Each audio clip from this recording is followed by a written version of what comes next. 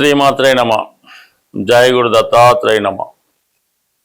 ఈ వీడియోలో మనం కర్కాటక రాశి వారికి జూన్ 7వ తారీఖు నుంచి 13వ తారీఖు మధ్యలో జరగబోయే వార ఫలాలు పరిశీలించినప్పుడు మరి కర్కాటక రాశి వారికి రాశి అందే గురు సంచారం వల్ల వారి యొక్క ఆలోచన విధానంలోను దైనందిన జీవితంలోనూ అలవాట్లు ఆలోచనలో ఒక కొత్త మార్పు రావడం జరుగుతుంది. ఇది విద్యార్థులకి చాలా ఉపయోగపడే కాలం. మీరు ఏ సబ్జెక్ట్లో చేరినా ఏ కాలేజీలో చేరినా చాలా ఉన్నత స్థాయికి వెళ్ళడం జరుగుతూ ఉంటుంది. అలాగే చాలా ఆరోగ్యవంతంగా సంస్కారవంతంగా సాంప్రదాయంగా కనబడడం జరుగుతూ ఉంటుంది.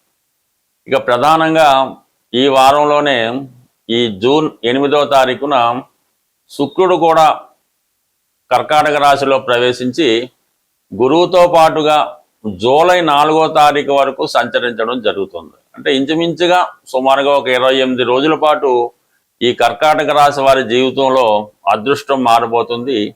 ప్రధానంగా ఎవరైతే సినిమా టీవీ మీడియా రంగంలో ఉన్నారో లేదంటే ఏదైనా సాంప్రదాయ వృత్తుల్లో కళారంగంలో ఉన్నారో వారికి మంచి గుర్తింపు అవకాశాలు రావడం జరుగుతుంది. అనూహ్యంగా మీలో టాలెంట్ పెరుగుతూ ఉంటుంది. ఇక ప్రధానంగా లాభాధిపతిగా ఉన్నటువంటి శుక్రుడు రాశిలో ప్రవేశించడం వల్ల మీకు మీ పెద్దవారి ద్వారా కానీ మీకు ఉన్నటువంటి గౌరవప్రదమైన హోదాలో ఉన్నటువంటి స్త్రీలు మీకు సహకరించడం జరుగుతూ ఉంటుంది. అలాగే మీ కుటుంబ స్త్రీలు మీకు చాలా వరకు సహకరించడం జరుగుతూ ఉంటుంది. అలాగే వివాహ ప్రయత్నాలు చేస్తున్న వారికి మీ మనసులో ఏదైతే కోరుకున్నారో అటువంటి వధువు మీకు లభించే అవకాశం ఉంటుంది. ఇక చతుర్థాధిపతిగా రాశిలో ప్రవేశించడం వల్ల అటు వాహన లాభం కానీ అటు స్త్రీ లాభం కానీ ఒక స్థిరాస్తి సంబంధించిన విషయాల్లో ఉన్నటువంటి ఏదో ఒక అదృష్టం మీకు కలిసి రావడం జరుగుతూ ఉంటుంది. ఇక దాని తర్వాత ప్రధానంగా ఏంటంటే కుజుడు దశమ స్థానంలో మరి యోగకారకుడుగా సంచరించడం, కుజుడు అక్కడ దిగ్బలుడై ఉండడం ఈ రాశి వారికి ఉద్యోగపరంగా వారు చాలా స్ట్రిక్ట్గా వ్యవహరిస్తారు. ఉద్యోగపరంగా అభివృద్ధి ఏర్పడుతుంది. వృత్తిపరంగా మీరు ఎదుర్కొంటున్నటువంటి చికాకులు చాలా వరకు పరిష్కారం అవడం జరుగుతూ ఉంటుంది. ఇక ఈ రాశి వారికి దశమ స్థానంలో ఏర్పడినటువంటి రుచిక మహాపురుష యోగం, రాశి అందే ఏర్పడినటువంటి హంస మహాపురుష యోగం, ఈ రెండు కూడా జాతకుని అభివృద్ధి పదం వైపు నడిపించే అవకాశం ఉంది. అంటే సర్వసాధారణంగా ఏదైనా ఒక గ్రహం ఒక ప్రత్యేకమైన స్టేటస్లో ఉన్నప్పుడు ఆ గ్రహం ఇచ్చే ఫలితాలు చాలా విపరీతంగా ఉండడం జరుగుతుంటుంది. సో అందువల్ల ఈ రాశి వారికి ఇంచుమించుగా ఈ వారం అంతా అటు వృత్తి సంబంధించిన విషయాలు వ్యక్తిగత విషయాల్లో చాలా అభివృద్ధికరంగా రావడం జరుగుతూ ఉంది. ఇక శుక్రుడుతో పాటుగా బుధుడు వ్యయస్థాన సంచారం, అంటే తృతీయాధిపతిగా బుధుడు వ్యయస్థాన సంచారం వల్ల మిత్రుల కొరకు ఎంటర్టైన్మెంట్ వరకు ప్రయాణాల కొరకు ఎక్కువగా ధనాన్ని ఖర్చు పెట్టడం జరుగుతూ ఉంటుంది. ఏదో ఒక సహకారం మీకు మిత్రుల నుండి లభించడం జరుగుతూ ఉంటుంది. విద్యార్థులకి స్కాలర్షిప్ లాంటివి కూడా ఈ సమయంలో రావడం జరుగుతూ ఉంటుంది. సో ఏదైనా గతంలో కన్నా అంటే గతంలో ఈ రాశి వారికి అష్టమ రాహు ప్రభావం వల్ల ఏంటంటే మీరు అనుకున్న పనులు సకాలంలో నెరవేర్చలేకపోవడం, మీరు మంచికి వెళ్తే అది చెడు ఎదురవడం, అవతల వాళ్ళు మిమ్మల్ని అపార్థం చేసుకోవడం, ఇటువంటి విషయాలు కొంత ఇబ్బంది ఈ అష్టమ రాహు వల్ల ఈ రాశి వారికి జరుగుతున్నాయి. ఇంచుమించుగా ఇంకా రాహు కూడా మీకు డిసెంబర్ 5 వరకు అదే స్థానంలో ఉన్నప్పటికీ కూడా ప్రస్తుతం రాశిలో ప్రవేశించినటువంటి గురుగ్రహ ప్రభావాలను మీరు దాన్ని ఓవర్కమ్ చేయగలుగుతారు. మీరు ఏదైతే ఇతరులకు ప్రామిస్ చేస్తారో అది కంప్లీట్గా నెరవేరుస్తారు.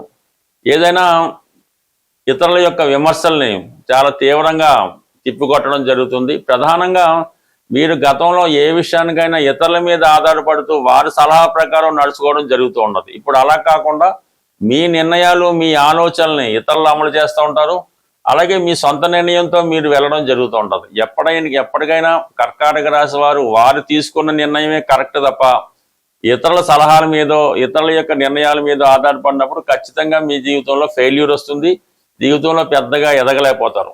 అటువంటి మీరు ఈ సమయంలో స్వతంత్ర నిర్ణయాలతో స్వతంత్రంగా గుర్తింపు పొందే అవకాశం ఉన్నది. సో ఏదైనప్పటికీ కూడా ఈ కర్కాటక రాశి వారి యొక్క టైము మారింది.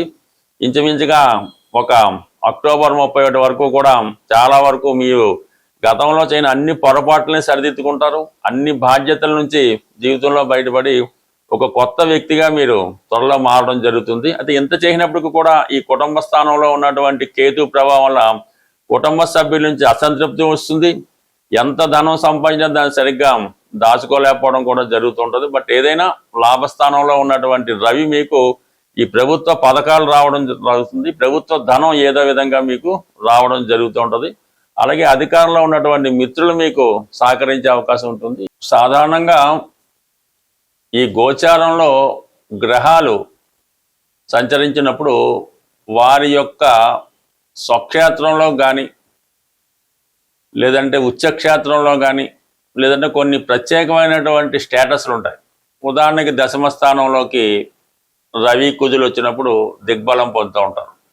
సో ఈ విధంగా ప్రస్తుతం ఈ వారంలో కుజుడు స్వక్షేత్రగతుడై ఉండడం, బుధుడు స్వక్షేత్రంలో ఉండడం, అలాగే గురువు ఉచ్చస్థితిలో ఉండడం, ఈ ప్రధాన గ్రహాలు అంటే ఈ బుధుడు స్వక్షేత్రంలో ఉండడం వల్ల వ్యాపార పరంగా వ్యాపార వర్గంలో ఉన్న వాళ్ళకి విద్యార్థులకి చాలా అనుకూలత ఇంప్రూవ్మెంట్ రావడం జరుగుతుంటుంది. ఇక కుజుడి యొక్క బలం వల్ల సాధారణంగా కుజుడు జాతకంలో బలం ఉండడం వల్ల అది వ్యాపారం, స్థిరాస్తి వ్యాపారం కానీ ఉద్యోగపరంగా ధైర్యంతో కూడుకున్నటువంటి వృత్తులు, ఈ యూనిఫారం వేసుకొని బాధ్యతాయుతంగా మెలిగేవారు, అలాగే డాక్టర్లు, ఇటువంటి వృత్తుల్లో ఉన్న వాళ్ళకి ఈ కుజుడు అనుకూలించడం జరుగుతూ ఉంది. గురు బలం ఉంటే ఇంకా గురువు ధనకారకుడు కాబట్టి విశేషంగా ధనం ఎక్కువగా రొటేషన్ పెరుగుతూ ఉంటుంది. అలాగే ఈ భక్తులు, పుణ్య కార్యక్రమాలు, దేవాలయాలు, దేవస్థానాలు విపరీతమైన రద్దీతో ఉండడం జరుగుతూ ఉంటుంది. ఖరీదైనటువంటి వస్తువుల యొక్క వాల్యూ పెరుగుతూ ఉంటుంది. అంటే గోల్డ్, సిల్వరు మొదలగు మెటల్స్ యొక్క వాల్యూ పెరుగుతూ ఉంటుంది.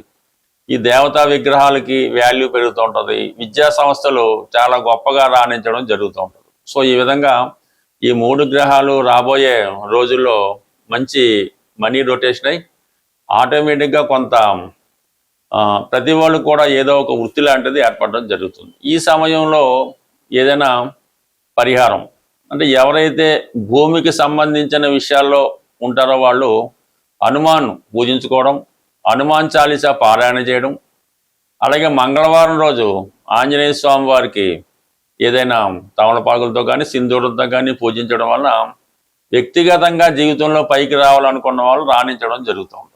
ఇంకా వ్యాపార పరంగా అభివృద్ధి చెందామనుకున్న వాళ్ళకి బుధుడు, సో ఈ బుధుడు మరి ఆకుపచ్చ రంగుకు ప్రాధాన్యత ఇస్తుంటాడు కాబట్టి ఈ బుధవారం రోజు వెంకటేశ్వర స్వామి టెంపుల్లో కానీ విఘ్నేశ్వర టెంపుల్లో కానీ వెంకటేశ్వర స్వామికి అయితే తులసి దళాలతో అర్చించి విష్ణు సహస్రనామ పారాయణ చదవడం వల్ల అది కళ్యాణం కాని వారికి, వివాహం కాని వారికి జరుగుతూ ఉంటుంది.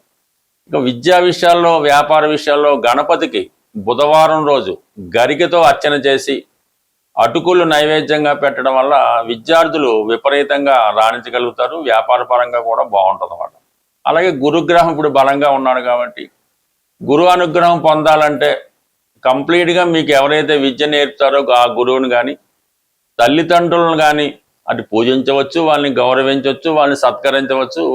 వారికి ఏ ఇబ్బంది లేకుండా తీర్చగలిగే స్తోమత ఉన్న వాళ్ళు తీర్చవచ్చు, లేనివారు వారికి కనీసం గురువారం రోజైనా వాళ్ళ అవసరాలకి ఏదో విధంగా సర్వీస్ చేయడం వల్ల, అలాగే ప్రధానంగా ఈ గురువు యొక్క సంకల్పం పొందాలంటే దక్షిణామూర్తి ఒకటి ఆలోచన. అంటే ఏదైనా ఒక్కొక్క గ్రహానికి ఒక్కొక్క దైవం, అలాగే వీళ్ళని పూజించడం వల్ల మన సమస్యలకి శాశ్వతంగా పరిష్కారం ఉంది. అంటే గోచారంలో చెప్పిన ఫలితాలు జరగాలంటే అది మీ జన్మ జాతకంలో కూడా ఆ ఫలితం ఉంటేనే గోచార ఫలితం మీకు ఇవ్వగలుగుతుంది. మీ జాతకంలో, జన్మ జాతకంలో లేని ఫలితం ఈ గోచారంలో వచ్చే గ్రహాలు మీకు ఇవ్వలేకపోతుంటాయి. అంటే ఈ గోచార ఫలితం ఏంటంటే మీ జాతకంలో ఉన్న ఫలితాలను అందించడమే, అది మంచి కానీ చెడు కానీ. సో ఇక సంపూర్ణంగా మీకు పూర్తి సమస్యలకు పరిష్కారం కావాలంటే మీ జన్మ జాతకం ఇంపార్టెంట్. దాని ప్రకారం ఎవరైనా జ్యోతిష్కులను చూపించి తగువేదండి పరిహారం, అంటే మీకు మీరు చేసుకునే పరిహారం మాత్రమే ఈ కలియుగంలో వర్కౌట్ అవుతుంది తప్ప మీ తరపున ఇంకెవరు పరిహారం చేసినా అది 100కి 100 పాళ్ళు ఉపయోగం అయితే ఉండదు. ఏదో 5% 10% ఉపయోగం ఉంటే ఉండొచ్చు. ఏదైనా మీ యొక్క సమస్యల్ని మీరే మీ వ్యక్తిగతంగా చేసుకుంటేనే ఆ సమస్యకి పరిష్కారం దొరుకుతుంది. స్వస్తి.